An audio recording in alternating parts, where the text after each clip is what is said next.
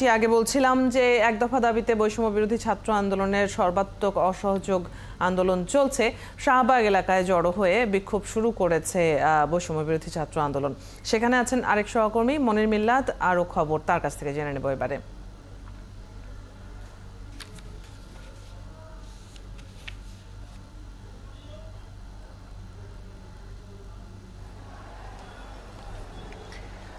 মনির, একটু জেনে নিতে চাই শাহবাগের আজকের পরিস্থিতি কেমন দেখছেন? এক দফা দাবিতে তাদের এই অসহযোগ আন্দোলনের সবশেষ কি খবর আছে সেখান থেকে?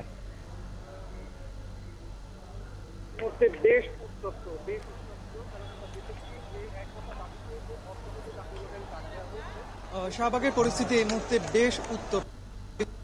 এক দফা দাবিতে যে অসহযোগ আন্দোলনের ডাক দেওয়া হয়েছে বৈষম্য বিরোধী ছাত্র আন্দোলনের ব্যানারে, সেই অসহযোগ আন্দোলনের কেন্দ্রীয় কর্মসূচির অংশ হিসেবে শাহবাগে আজকে বেলা 11টায় বিক্ষোভ সমাবেশ হবার কথা ছিল এবং গণ অবস্থান কর্মসূচির ঘোষণা কিন্তু দেওয়া হয়েছিল। আমরা সেই ঘোষণা অনুযায়ী দেখেছি যে সকাল 10:30 থেকে এখানে বৈষম্য বিরোধী ছাত্র আন্দোলনের ব্যানারে বিপুল সংখ্যক মানুষজন, শিক্ষার্থী, ছাত্র জনতা তারা শাহবাগ মোড় অবরোধ করেছেন। 10:30টার পর থেকে আমরা দেখেছি যে পুরো শাহবাগ চত্বর বৈষম্য বিরোধী ছাত্র আন্দোলনের দখলে রয়েছে, তারা এই জায়গাতে অবস্থান নিয়ে আছেন। সকাল 10টার পর থেকে আমরা দেখছিলাম যে এখানে আপনার সরকার সমর্থক কিছু লোকজন তারা জাতীয় জাদুঘরের সামনে তারা এখানে অবস্থান নেওয়ার আসার পর এখানে সরকার সমর্থক যারা ছিলেন তারা শাহবাগ এলাকা থেকে পাশে একটি পিজি হাসপাতাল রয়েছে, শেখ মুজিব মেডিকেল বিশ্ববিদ্যালয় হাসপাতাল, তার ভেতরে অবস্থান নেন এবং যখন তারা ভেতরে অবস্থান করছিলেন বাইরে তারা শাহবাগ এলাকা থেকে পাশের যে পিজি হাসপাতাল রয়েছে বঙ্গবন্ধু শেখ মুজিব মেডিকেল বিশ্ববিদ্যালয় হাসপাতাল, তার ভেতরে অবস্থান নেন এবং যখন তারা ভেতরে অবস্থান করছিলেন বাইরে এখানে বৈষম্য বিরোধী ছাত্র আন্দোলনের কর্মী সমর্থকরা, তখন এই একেবারে মুখোমুখি একটা পরিস্থিতি। সেই সময়টাতে আমরা দেখছিলাম যে এখানে আপনার ইট পাটকেল ছোড়াছড়িও কিন্তু হয়েছে এবং আপনার সাথে যখন আমরা কথা বলছি তখন দেখছি যে বঙ্গবন্ধু শেখ মুজিব মেডিকেল বিশ্ববিদ্যালয়ের ভেতরে সেখান থেকে ধোঁয়া বের হচ্ছে এবং আমরা যতদূর জেনেছি যে সেই হাসপাতালের ভেতরে থাকা যে আপনার স্টাফ বাস যেগুলো রয়েছে সেই সমস্ত কয়েকটি গাড়িতে আগুন দেওয়া হয়েছে। সেই আগুন আসলে কারা দিয়েছে সেটি আমরা আসলে বাইরে থেকে এখন পর্যন্ত নিশ্চিত নই, তবে দেখছি যে সেখান থেকে কিন্তু ধোঁয়া উঠছে। আর পুরো শাহবাগ চত্বর একদিকে কাঁটাবন, অন্যদিকে আপনার মৎস্য ভবন মোড়, পাশে ইন্টারকন্টিনেন্টালের যে সড়ক, এই পুরো চত্বরটি আমরা দেখছি যে এই মুহূর্তে এক দফার দাবিতে ছাত্র জনতা তারা দখলে দিয়েছে এবং তারা তাদের এক দফা দাবির পক্ষে এখানে স্লোগান দিচ্ছেন।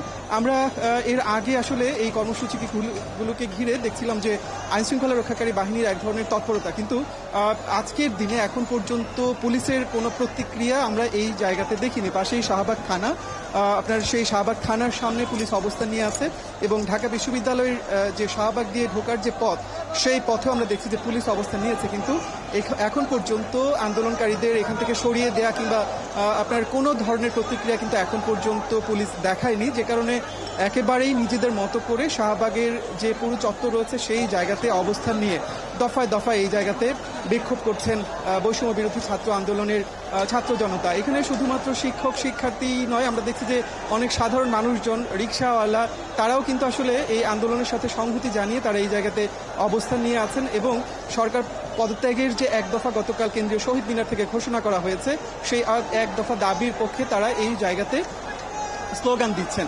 আর আরেকটি ব্যাপার একটু জানিয়ে রাখি যে এখানে আপনার কেন্দ্রীয় কর্মসূচি গতকাল সমন্বয়কদের পক্ষ থেকে জানানো হয়েছিল যে এখানে কেন্দ্রীয়ভাবে একটি বিক্ষোভ সমাবেশ হবে। এর পাশাপাশি রাজধানীর পাড়া মহল্লায় বিভিন্ন পয়েন্ট যেগুলো রয়েছে গুরুত্বপূর্ণ পয়েন্ট, সে সমস্ত জায়গাতেও যেন ছাত্র জনতা অবস্থান নেয় এবং অসহযোগ আন্দোলনের পক্ষে এক দফা দাবি আদায়ে সবাই যেন পথে নেমে আসে, সেই দাবি কিন্তু সেই আহ্বান কিন্তু গতকাল তারা করেছিলেন। আমরা এখন পর্যন্ত আসলে যতটুকু খবর পেয়েছি শুধুমাত্র স্লোগান দিচ্ছেন। আমরা বেশ কয়েকজনের সাথে আসলে এখন পর্যন্ত কথা বলবার সুযোগ পেয়েছি। আসলে তারা যেটি চেষ্টা করে বলছেন যে কোটা আন্দোলন এবং শিক্ষার্থীদের একটি শান্তিপূর্ণ আন্দোলনকে যেভাবে দমন-পীড়ন করে মনির, আমরা নিশ্চয়ই ফিরবো আপনার কাছে। শাহবাগ থেকে সহকর্মী মনির মিল্লাত আমাদের সাথে যুক্ত ছিলেন।